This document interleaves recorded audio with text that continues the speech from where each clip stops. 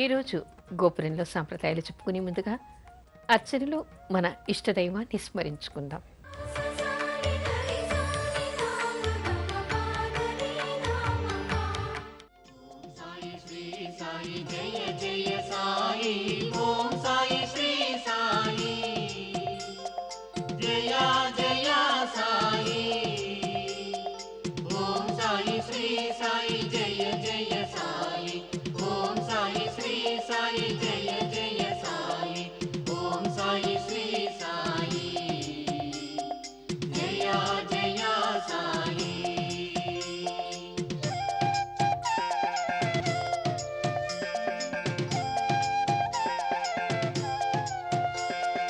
వినుడు వినుడు శ్రీ సాయి చరితము వినుడి మనసారా.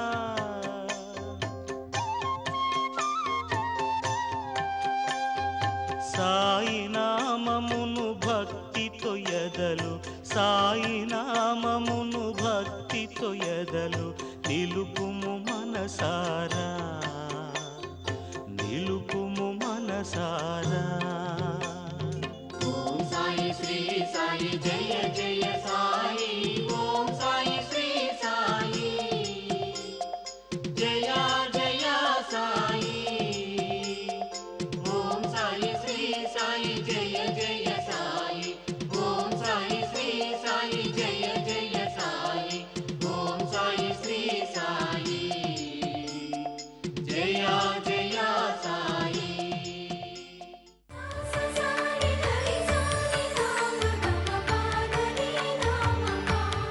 గర్భవతులు ఎలాంటి ప్రదేశాలకి వెళ్ళకూడదు. ఆడపిల్లలు గర్భం దాల్చగానే చాలా విషయాలు తెలుసుకోవాలి, లేకపోతే ప్రమాదాలు సంభవించేటువంటి అవకాశాలు ఉంటాయి. అందుకని మనకి శాస్త్రంలో ఏం చెప్తున్నారో ఆ విషయాన్ని తెలుసుకోవాలి. చాలామంది తల్లిదండ్రులు అత్తమామలు ఈ విషయాలు పిల్లలకి చెప్తూ ఉంటారు. కాకపోతే ఈ రోజుల్లో పెళ్లి కాగానే వేరే చోట్లకి వెళ్ళటం, ఉద్యోగరీత్యా వేరే ప్రదేశాల్లో ఉండటం వల్ల చాలామంది అమ్మాయిలకి జాగ్రత్తలు ఏమిటో తెలియటం లేదు. అందుకని చాలామంది ప్రేక్షకులు ఉత్తరాలు వ్రాయటం వల్ల ఈ విషయం చెప్పడం జరుగుతోంది. ఏమిటి అంటే, గర్భవతులు గర్భం దాల్చింది మొదలుగా మొట్టమొదటిగా తెలుసుకోవాల్సింది కొండ మీద ఉండేటువంటి గుళ్ళకి కానీ కొండ ప్రదేశాలకి కానీ ఆడపిల్లలు గర్భం దాల్చింది మొదలు కాన్పు అయ్యే వరకు, ప్రసవించే వరకు కూడా వెళ్ళకూడదు అని మనకి శాస్త్రం చెప్తోంది. అంటే ఎక్కడ కూడా గుళ్ళకి అయితే వెళ్ళకూడదండి, లేదా ఏదైనా కొండ మీద ఉండేటువంటి ప్రదేశాలకి పిక్నిక్ లాగా వెళ్ళొచ్చా అని అడిగేటువంటి అమ్మాయిలు కూడా మనకి కనిపిస్తూ ఉంటారు. ఇక్కడ కొండలు ఎక్కకూడదు, ఎత్తైన ప్రదేశాలకి వెళ్ళకూడదు అనేటువంటి విషయాన్ని తెలుసుకోవాలి. అంతేకాదు, ఇళ్లల్లో కూడా మెట్లు ఎక్కేప్పుడు గబగబా ఎక్కకండి, మెల్లిగా నడవాలి, మెల్లిగా ఎక్కాలి. గర్భిణీ స్త్రీలు గర్భం దాల్చిన తర్వాత చీకటి పడిన తర్వాత ఒంటరిగా బయటికి వెళ్ళకూడదు, చీకటిలో బయటికి వెళ్ళకూడదు అని మనకి శాస్త్రం చెప్తోంది. అనేక దుష్ట శక్తులు ఆవాహించి గర్భస్థ శిశువు లోపలే మరణించేటువంటి అవకాశాలు ఉంటాయిట. అందుకని గర్భిణీ స్త్రీలు చీకటి పడిన తర్వాత అసుర సంధ్యల వేళ, అంటే అసుర సంధ్యలు అంటే మనకి అప్పుడే చీకటి పడినటువంటి సమయంలో ఆడపిల్లలు ఒంటరిగా, గర్భిణీ స్త్రీలు ఒంటరిగా బయటికి వెళ్ళకూడదు. అమావాస్య రోజు రాత్రి ప్రయాణాలు చేయకూడదు. అసలు అమావాస్య రాత్రి ఎవరూ ప్రయాణం చేయకూడదు. కానీ అత్యవసరమైనా సరే ఆడపిల్లలు, గర్భిణీ స్త్రీలు ముఖ్యంగా వెళ్లకుండా ఉండటం చాలా మంచిది. ఎందుకంటే అమావాస్య రాత్రిలో అనేక దుష్టశక్తులు విహరిస్తూ ఉంటాయని, తద్వారా అలాంటి పీడలు గర్భస్థ శిశువుకి కానీ గర్భిణీ స్త్రీకి కానీ వచ్చేటువంటి అవకాశాలు ఉన్నాయి అంటారు. అందుకని వెళ్ళకూడదు. అంతేకాదు, చెట్ల కింద కూర్చోకూడదుట. ఎప్పుడు కూడా గర్భిణీ స్త్రీలు చెట్ల కింద కూర్చోకండి. మరొకటి, రాత్రిపూట అసలు చెట్ల కింద కూర్చోకూడదుట. గర్భిణీ స్త్రీలే కాదు, ఎవరూ కూడా కూర్చోకూడదు. ఎందుకంటే పెద్ద పెద్ద చెట్ల మీద పిచ్చుక గూళ్ళు ఉంటాయి. ఆ పిచ్చుక గూళ్ళలో ఉండేటువంటి గుడ్లను తినడానికి ఒక్కొక్కసారి పాములు పైకి ఎక్కుతూ ఉంటాయి. అలా వెళ్ళినటువంటి పాములు ఇలా తల మీద పడవచ్చు, ఎక్కడైనా కాటు వేసేటువంటి అవకాశం కూడా ఉంటుంది. అందుకని దారిలో ఎప్పుడు కూడా చెట్ల కింద ఎవరూ కూడా రాత్రిపూట చెట్ల కింద కూర్చోకూడదు. మరొకటి ఏమిటి, చెట్ల కింద పడుకోకూడదు. ముఖ్యంగా గర్భిణీ స్త్రీలు లేదా ఎవరైనా సరే రాత్రిపూట చెట్ల కింద పడుకోకూడదు అంటారు. ఎందుకు అంటే చెట్లన్నీ కూడా సైన్స్ ప్రకారం పగలేమో ఆక్సిజన్ వదులుతాయి, కార్బన్ డయాక్సైడ్ పీల్చుకుంటాయి. రాత్రిపూట ఏమో అవి ఆక్సిజన్ పీల్చుకొని కార్బన్ డయాక్సైడ్ని బయటికి వదులుతూ ఉంటాయి. అంటే మనం అక్కడ పడుకున్నప్పుడు మనకి ఆక్సిజన్ అందక ఊపిరి ఆడనటువంటి పరిస్థితి. మనకి ఊపిరి ఆడనప్పుడు గర్భస్థ శిశువు కూడా ఉక్కిరి బిక్కిరే ఒక్కోసారి ప్రాణాలు పోగొట్టుకునేటువంటి అవకాశం ఏర్పడుతుంది.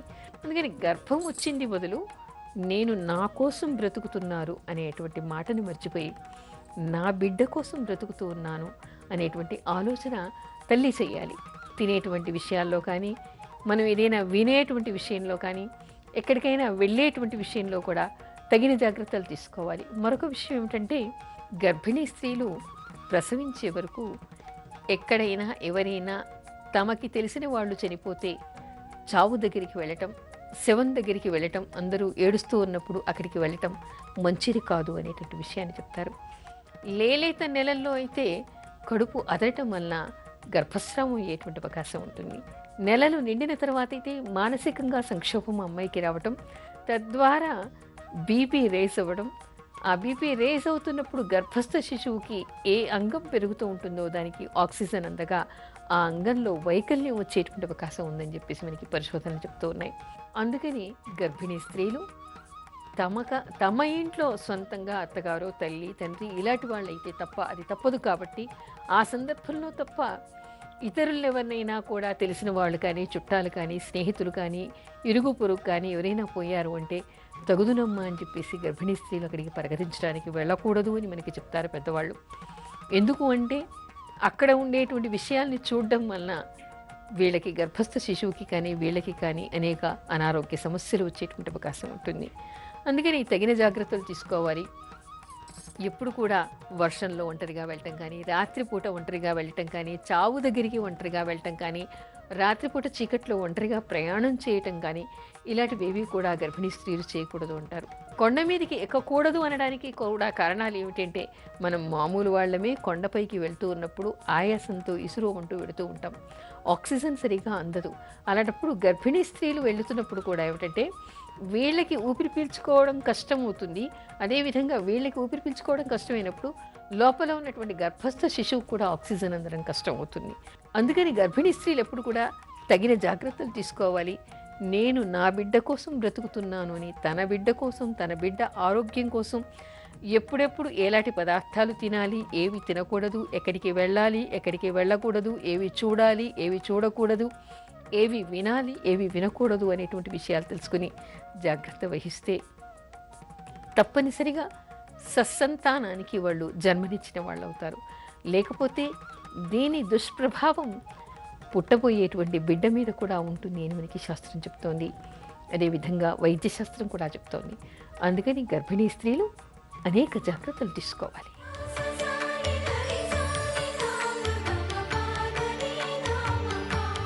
పసిపిల్లలను పైకి ఎగరవేయకూడదా? చాలామంది చిన్నపిల్లలని పైకి ఎగరవేస్తే బోసి నవ్వులు నవ్వుతూ ఉంటారని మురిపంగా వాళ్ళకి గిలిగింతలు పెట్టి పైకి ఎగరవేస్తూ ఉంటారు. వాళ్ళు నవ్వుతూ ఉంటే వీళ్ళు వాళ్ళతో పాటు తన్మయత్వంతో నవ్వుతూ ఉంటారు, మురిసిపోతూ ఉంటారు. బాగుంది, పిల్లలు నవ్వితే అందులో బోసి నవ్వులు కురిపిస్తూ ఉంటే ప్రతి వాళ్ళకి ఆనందంగానే ఉంటుంది. చూడటానికి చూసేవాళ్ళకి కూడా ముచ్చటగా ఉంటుంది. కానీ మనకి శాస్త్రం ఏం చెప్తోంది కూడా తెలుసుకోవాలి. ప్రతిదీ మనకి ఆనందం కలుగుతుంది అని చెప్పి చేయటానికి వీల్లేదు. అసలు పసిపిల్లల్ని ఎలా చూసుకోవాలి, పసిపిల్లల్ని ఎలా పెంచాలి అనేటువంటి విషయం తప్పనిసరిగా గర్భిణీగా ఉన్నప్పుడే ఆ తల్లి తెలుసుకుంటే చాలా మంచిది. ఇక్కడ ఏమిటంటే మనకి శాస్త్రం ఏం చెప్తోందంటే, పసిపిల్లల్నిట అసలు మృదువైన పక్క మీద పడుకోబెట్టాలిట. వాళ్ళకి ఏదైనా ఆహారం, ముఖ్యంగా రసంగా ఉండేటువంటివి అంటే లిక్విడ్స్ ఏవైనా ఇచ్చారనుకోండి, పాలు కానీ నీళ్లు కానీ పలచగా ఉండేటువంటి పదార్థాలని ఇచ్చినప్పుడు పడుకోబెడితే వెంటనే వాంతి చేసేసుకుంటారు. పిల్లల్ని పక్క మీద మంచి నిద్రలో ఉన్నప్పుడు ఎక్కడికో వెడుతున్నామని చాలామందికి తొందర. ఈ రోజుల్లో అయితే ఉద్యోగినులు బిడ్డ పాలు తాగి స్నానం చేసి పాలు తాగి నిద్రపోతూ ఉంటుంది. వీళ్ళు మిగతా పనులన్నీ ముగించుకుని ఆఫీస్కి వెళ్ళేప్పుడు ఆ నిద్రిస్తున్నటువంటి బిడ్డని తీసుకుని వెళ్ళేటువంటి ప్రయత్నాలు చేస్తూ ఉంటారు.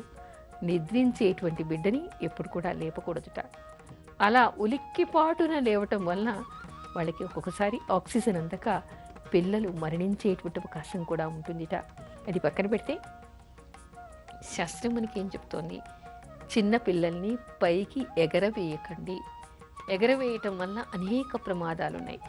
చాలామందిని మనం చూస్తూ ఉంటాం. చాలామందిని చూసినప్పుడు ఏమిటంటే చూడడానికి ముచ్చటగా ఆనందంగా ఉంటుంది.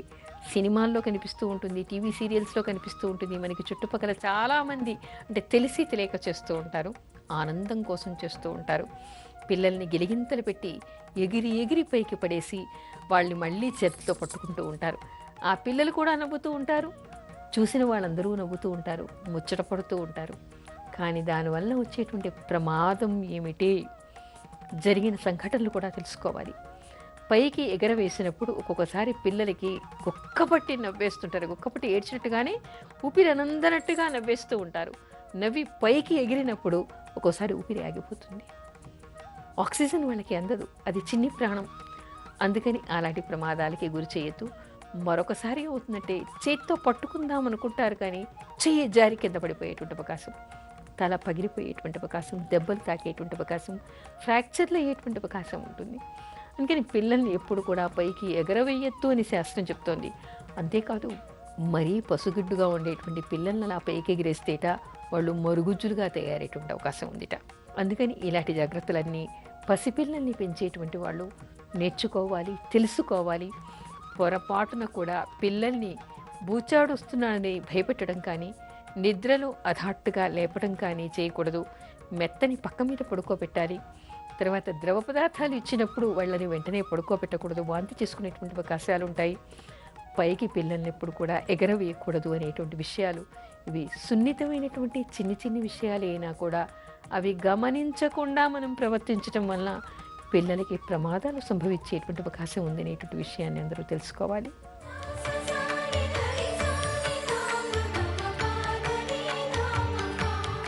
మనకి హైదరాబాద్ నుంచి ఉమగారు ఉత్తరం రాశారు. వీరి సందేహం ఏమిటంటే, ప్రసవించిన తర్వాత స్త్రీలు 21వ రోజు బావిలో చేద వేస్తారు, ఇలా ఎందుకు వేయాలి, దానివల్ల ఉపయోగం ఏమిటి అని అడుగుతూ ఉన్నారు. ప్రసవించినటువంటి స్త్రీలు ప్రసవం తర్వాత 21వ రోజు వరకు కూడా ఎలాంటి పూజాధికాలు నిర్వహించకూడదు అనేటువంటి విషయం మనకి శాస్త్రం చెప్తోంది. కేవలం బారసాల రోజు అక్కడ పీటల మీద కూర్చొని బారసాల చేయటం తప్ప మిగతా కార్యక్రమాలు, దేవతార్చన ముట్టుకోవడం కానీ, విగ్రహాలను ముట్టుకోవడం కానీ, అభిషేక అర్చనలు, వ్రతాలు, పూజలు లాంటివి చేయటం కానీ పనికిరాదు అని మనకి శాస్త్రం చెప్తోంది. అయితే ఎప్పటి నుంచి వాళ్ళు ప్రసవం తర్వాత పూజలు నిత్యం అందరిలాగే అన్ని విషయాలు చేసుకోవచ్చు అనడానికి ఏమిటంటే, 21వ రోజు ఇక్కడ బావిలో చేద వేసేటువంటి సాంప్రదాయం మనకి కనపడుతోంది. అయితే బావిలో చేదెందుకు వేస్తారండి, దానివల్ల బావి లేని వాళ్ళు ఏం చేయాలి ఇత్యాది సందేహాలు చాలామందికి వస్తాయి. ఇక్కడ బావిలో చేద వేయటం అని ఇక్కడ అర్థం కాదు. పూర్వకాలం ప్రతి ఇంటికి బావి ఉండేది కాబట్టి బావిలో చేద వేసి నీళ్ళని తీసి నీళ్ళకి పూజ చేసేవాళ్ళు. ఇక్కడ మనకి శాస్త్రం చెప్పేటువంటి విషయం ఏమిటంటే, ప్రసవించినటువంటి స్త్రీలు గంగ పూజ, అది జల పూజ చేయకుండా ఏ శుభకార్యం చేయటానికి వాళ్ళు అర్హులు కాదు అనేటువంటి విషయం మనకి శాస్త్రం చెప్తోంది. గంగ పూజ అంటే, గంగ అంటే ప్రతి వాళ్ళు గంగానది దగ్గరికి వెళ్ళలేరు కాబట్టి ఇంట్లో ఉండేటువంటి బావిలోని నీళ్లను తీసి చేదలోనే ఉండేటువంటి నీళ్ళకి గంగగా భావించి ఆ జలానికి పూజ చేసేవాళ్ళు. అంటే జల పూజ ఇక్కడ చాలా ముఖ్యమైనటువంటిది. ఆ నీళ్లను తల మీద చల్లుకోవడం, జల పూజ చేయటం, దానికి కూడా ఏమిటంటే మామూలు చేదతో నీళ్లు చేదటం కాకుండా ఒక కొత్త కుండ కానీ, అంటే లేనటువంటి వాళ్ళైతే కొత్త కుండ తెస్తారు, లేదా ఇంట్లో ఉండేటువంటి ఇత్తడి చెంబు కానీ, చిన్ని బిందెకి కానీ చక్కగా అలంకారం చేసి దానికి తాడు కట్టి ఆ బావిలోని నీళ్లు తీసి ఆ నీళ్ళకి పూజ చేసి ఆ నీళ్లు తల మీద చల్లుకుని ఆ తర్వాత అందరికీ వాయినాలు ఇచ్చి ఆ తర్వాత మాత్రమే వాళ్ళు లోపలికి వస్తారు. అది ఒక ఆనవాయితీ. బావి లేనటువంటి వాళ్ళు ఏం చేయాలండి అనేటువంటి సందేహం రావచ్చు. నిజమే, ఈ రోజుల్లో బావులు మనకి కనిపించటం లేదు, అందరూ గంగానది దగ్గరికి వెళ్ళలేరు. అందుకని ఇక్కడ ముఖ్యంగా దీని అంతరార్థం ఏమిటంటే, జల పూజ చేయటం, గంగా పూజ చేయటం అనేటువంటిది ముఖ్యమైనటువంటిది. అంటే జలాన్ని, మన దగ్గర అందుబాటులో ఉన్నటువంటి జలాన్ని గంగగా భావించి పూజ చేయవచ్చు.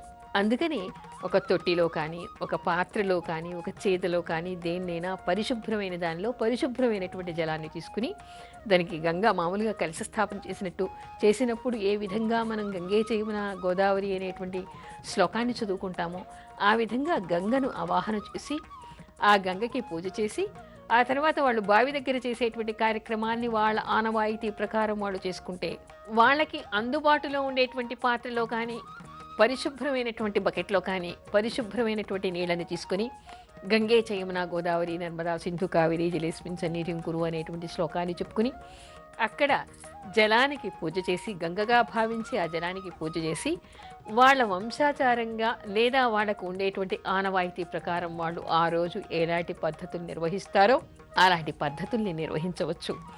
అయితే ఇక్కడ బావిలో చేద వేయటం అని ఇక్కడ అర్థం కాదు. జల పూజ చేయటం, జల పూజ చేసిన తర్వాత మాత్రమే మిగతా శుభకార్యాలకి కూర్చోవడానికి వాళ్ళు అర్హులు అనేటువంటి విషయాన్ని మనకి ధర్మశాస్త్రం చెప్తోంది.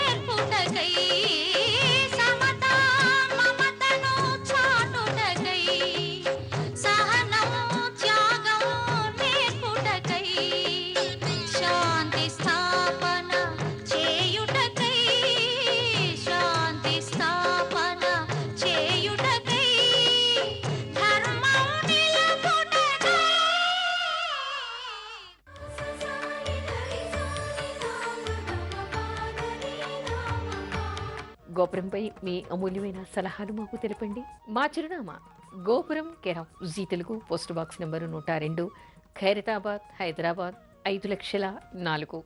మా ఈమెయిల్ ఐడి gopuram.ztelugu@gmail.com. తిరిగి రేపటి గోపురంలో మరికొన్ని సాంప్రదాయాలు చెప్పుకుందాం. అంతవరకు సెలవు. నమస్కారం.